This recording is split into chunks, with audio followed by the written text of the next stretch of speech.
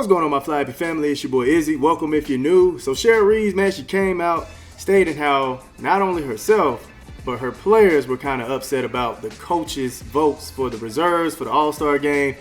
We have to get into it, y'all. But before we do that, y'all make sure y'all hit the thumbs up for your boy if you like the content. Don't forget to subscribe to the channel. We're trying to hit 30.8. So if you can help me out with that, I highly appreciate it. And don't forget to get in the comment section and let me know what y'all think about this.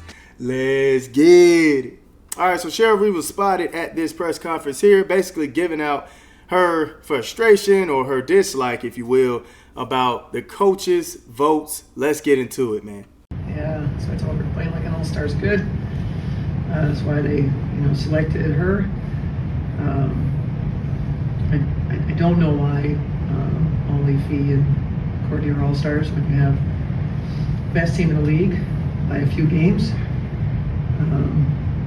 There are teams that are below us in the standings by a lot that have 3 all-stars. Historically, teams at the top get minimum of 3, oftentimes 4. So really disappointing. Really, really happy for Courtney. The obvious one was Fee, but we are disappointed in the coaches voting with regard to their selections for all-stars. All right, so y'all heard what she had to say, right? Now, the weird thing about it is the 2 teams that she's talking about are Seattle and Indiana, all right? Seattle has Nneka, Skylar, and Gabby, right? Indiana, Caitlin, Aaliyah Boston, Kelsey Mitchell. Those are the only 2 teams that have 3 players, right? Now, the crazy thing about it is she's going to be coaching Caitlin Clark's team. So I don't know how that's going to work with her coming out and saying what she said. I mean, who knows? But let's take a deep dive into what she said, right? Now, the only 2 players she could be talking about is Atlanta Smith and K-Mac, all right? Kayla McBride. Those are the only 2 players. Anybody else? No way. No way they are outdoing the players that made it on this list. Now, I'm going to say this. She's right and she's wrong, all right? And I know that could be weird, but I'm going to break it down for y'all, all right? If we look at the advanced numbers, the advanced splits, Atlanta Smith and Kayla McBride both beat Gabby Williams and Kelsey Mitchell, all right? I'm talking about offensive rating, defensive rating, net rating, maybe assist percentage. Yeah, I think so. The assist turnover ratio, all that. They beat them. All right. Efficiency, true shooting, they beat them. Only thing those 2 on the links don't beat with Kelsey Mitchell is usage. Yeah, her usage is like 25.6. These other 2 players' usage fall right into 18.5, 19.6. All right, and I believe Gabby falls right into 19.6 as well, yeah. So that's usage percentage, right? But other than that, they got him. All right, cool, they got him. Now, this is where I say that they don't necessarily get him, okay? This is where I say it. If we look at, let's start with K-Mac, all right? And I love K-Mac, and I do feel like she could have been an all-star. Okay, but somebody has to get left off the list. It just happens, all right? It just is what it is. Somebody has to be left off the list, all right? Now, main thing Kelsey Mitchell is smoking both of these players on is points, all right? She averaged 19 points, and you have Kayla. She averaged 14, and I think Atlanta averaged, not Courtney Williams, where you at? Let me put them together so we can make this quick. Atlanta averaged 10. All right. Now, like I stated before, the usage is something to pay attention to, fam. All right. Because, yes, of course, your efficiency should be higher than a player who you're not taking as many shots as. Okay. That's one thing. Kelsey Mitchell is taking way more shots than these players. Okay. Which is why her points are way up. All right. Now, if we going off points, Kelsey Mitchell is smoking them, man. Listen to Kelsey Mitchell's last, 10 games. 19 points, 25 points, 12 points, 32 points, 20, 26, 20, 16, 17, 22. I probably went over, let me see, 1, 2, 3, 4, 5, 6, 7, 8, 9. No, that's it. 22. All right, now listen to Atlanta Smith's points numbers. 4, 5, 10, 15, 9, 9, 26. Like, 6, 10. Like, she has no chance against Kelsey Mitchell's points. All right? No chance. She does have better defensive numbers. I give her that. Okay? She has more blocks, and I think they're kind of tied on steals. If you want to round up the 0.9 for Kelsey Mitchell, cool.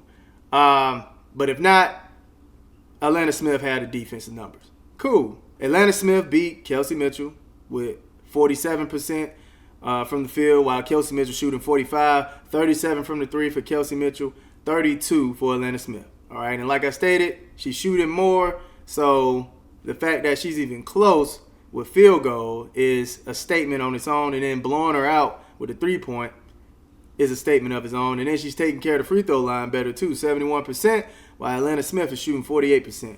Now, the next thing that we have to pay attention to is the fact that Kelsey Mitchell has been on a roller coaster ride with this team. Now, if you want to say the Minnesota Lynx has been on a roller coaster ride as well, you can say that, but it hasn't been anything close to what the Indiana Fever has been through.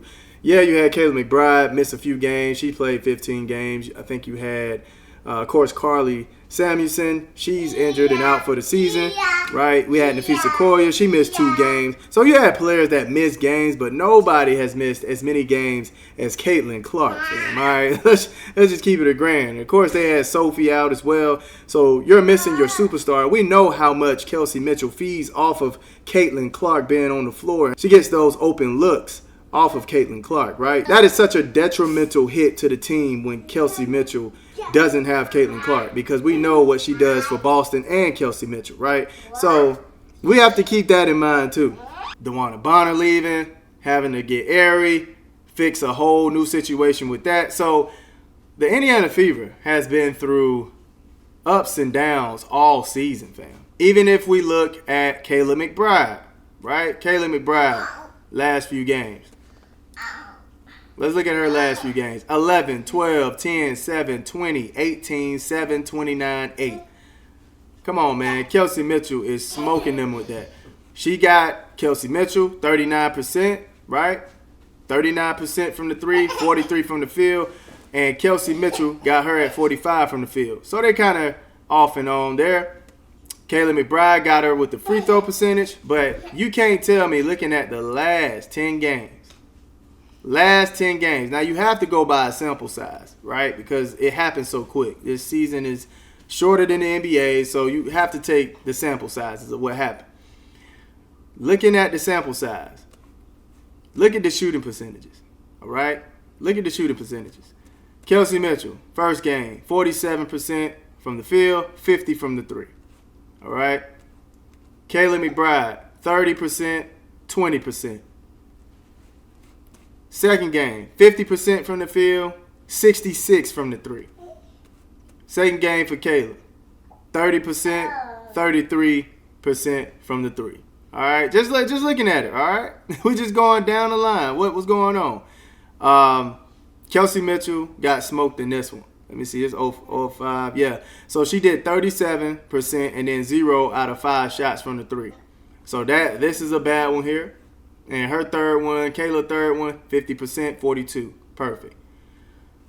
Now let's look at this one. 14 from the field, 0 from the three.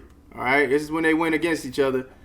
And let's see, the fourth game for Kelsey Mitchell, 64 from the field, 66 from the three. All right, so this is how tremendous Kelsey Mitchell has been these past 10 games, fam. Now, speaking of more well-rounded, Gabby Williams, I think she is more well-rounded than both of these players, Atlanta Smith and K-Mac. All right, Atlanta Smith averaged 10 points, Gabby 13. 5 rebounds for Atlanta Smith, 4.8 rebounds for Gabby, right? 2 assists, or 2.9 assists for Atlanta, 4.7 for Gabby. 2.6 steals for Gabby, 1 steal for Atlanta. 2.4 blocks for Atlanta, 0.6 blocks, so she got her in that. 1.6 on the turnovers, 2.3 turnovers to Gabby, but I think that's more so of her handling the ball more too. 47% from the field for Atlanta, 44 from the field for Gabby, so she got her there. 32 from the three, Atlanta, 35 for Gabby. She got her there. And then 48 from the free throw line, 78 for Gabby.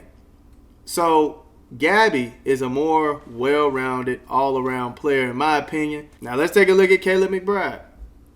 She averaged more points, 14.9, less rebounds, less assists, less steals, right?